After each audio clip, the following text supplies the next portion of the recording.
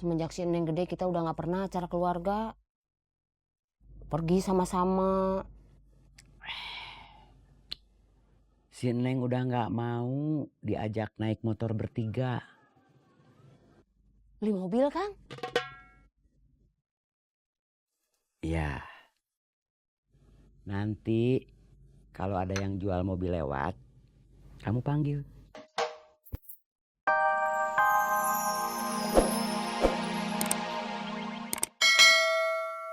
Royok orang.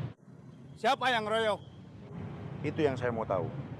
Dia bukan pengacau, bukan tukang bikin masalah. Saya yakin ini bukan sekedar urusan pribadi, bukan juga kejahatan biasa. Saya mau minta bantuan Akang buat nyari siapa pelakunya. Dan saya mau tahu ada apa sebetulnya. Oke.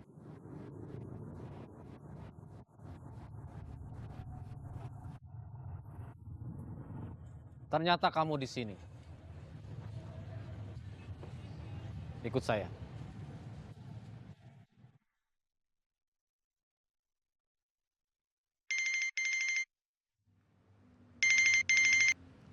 Iya, Kang. Saya mau tahu siapa yang dapat kerjaan buat ngehabisin si Bubun anak terminal. Iya, Kang. Saya minta kabar secepatnya. Iya, Kang.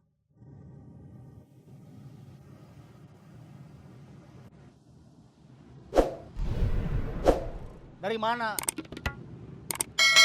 Jawab. Saya ada urusan, Bos. Urusan apa? Urusan keluarga. Kamu saya anggap alpa. Seharusnya, kalau ada urusan keluarga, kamu kirim surat keterangan dari orang tua. Kalau sakit, kirim surat keterangan dari dokter. Masa saya harus kirim surat keterangan dari orang tua kalau saya berhalangan nyopet? Memangnya kenapa? Gak mungkin, Bos. Kenapa? Orang tua saya waras, Bos. Udah 3 hari kamu nggak ikut nagih iuran. Ya sudah, besok giliran saya. Kamu duduk manis aja di sini. Oke? Ingat, harus manis. Susah pisan disuruh manis teh. Kalau tiba-tiba ada perasaan menggetarkan relung-relung hati kamu, kemudian berbagai pikiran buruk memenuhi rongga-rongga otak kamu, itu wajar. Itu hal yang sangat mungkin dialami oleh copet manapun di berbagai pelosok dunia.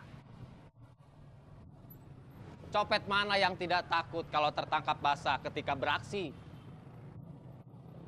Diteriaki copet, kemudian dihajar massa. Kalau sudah babak belur, lalu diseret ke kantor polisi tanpa diajak mampir dulu ke rumah sakit, puskesmas, atau klinik. Masih untung kalau cuma sampai babak belur. Bagaimana kalau emosi massa tidak terbendung?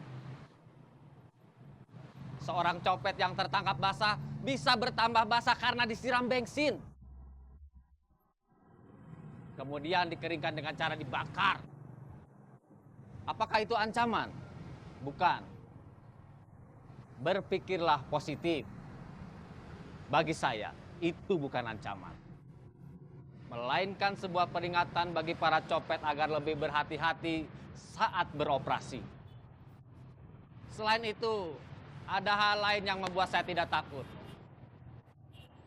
Saya pernah mengalami hal yang lebih menakutkan daripada tertangkap ketika sedang beroperasi, yaitu ditinggal istri. Dan itu sudah terjadi. Yang terakhir adalah kode. Semoga kamu mengerti.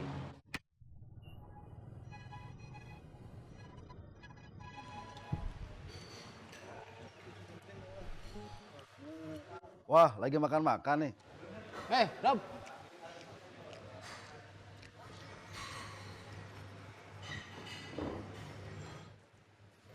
Nasi pakai gulai tunjang sama paru 4 bungkus.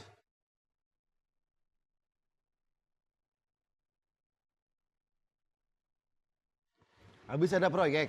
Iya, Narik mobil yang kreditnya macet. olahraga.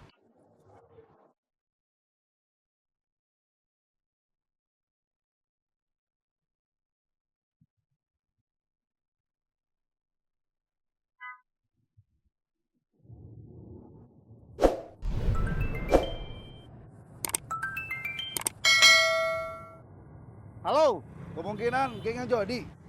Oke.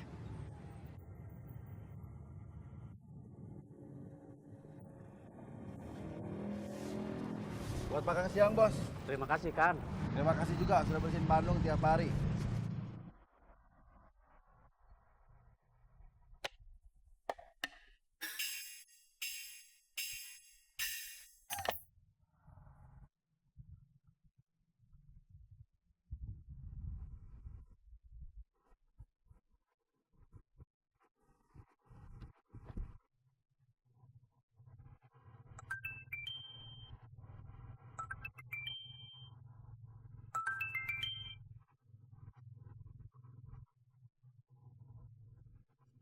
Apa? Kamu di mana?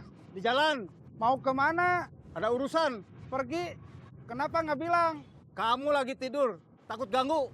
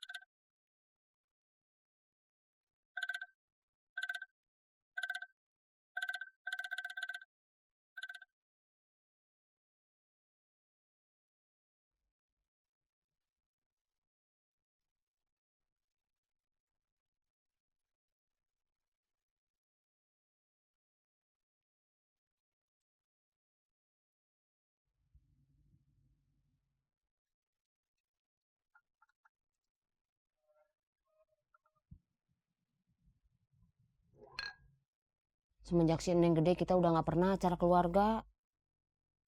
Pergi sama-sama. Si Neng udah nggak mau diajak naik motor bertiga. Beli mobil, Kang? Ya. Nanti kalau ada yang jual mobil lewat, kamu panggil. Suruh ke sini. Kita beli 3. Mobil, Akang, bukan balon.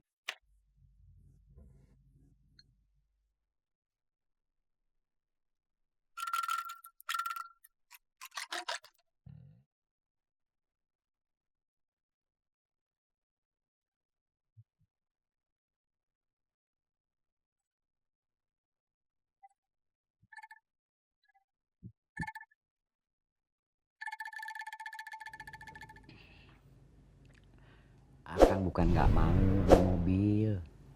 Uangnya belum ada. Kan bisa kredit.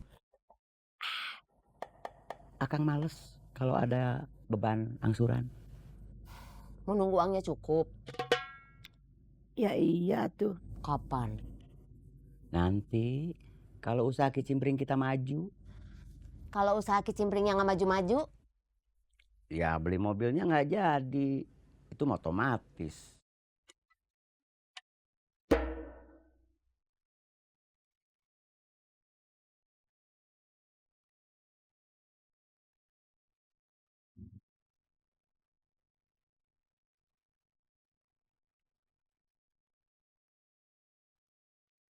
Kenapa kamu tiba-tiba pengen kita punya mobil?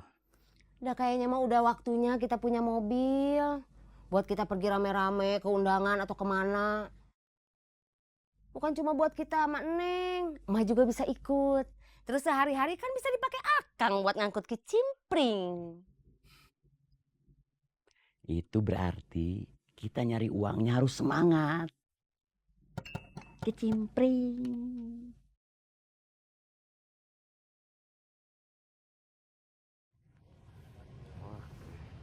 Iya, Neng. Kang, tadi Nining waktu di mall ada yang nawarin mobil. Ini brosurnya Nining bawa pulang. Di sini udah ada hitungan kreditnya dari setahun sampai 5 tahun. Kemarin kamu minta beliin rumah, sekarang mobil. Memangnya Akang siapa, Ning? Nining cuma ngasih tahu kenapa Akang marah. Akang nggak marah. Udah ah, sebel.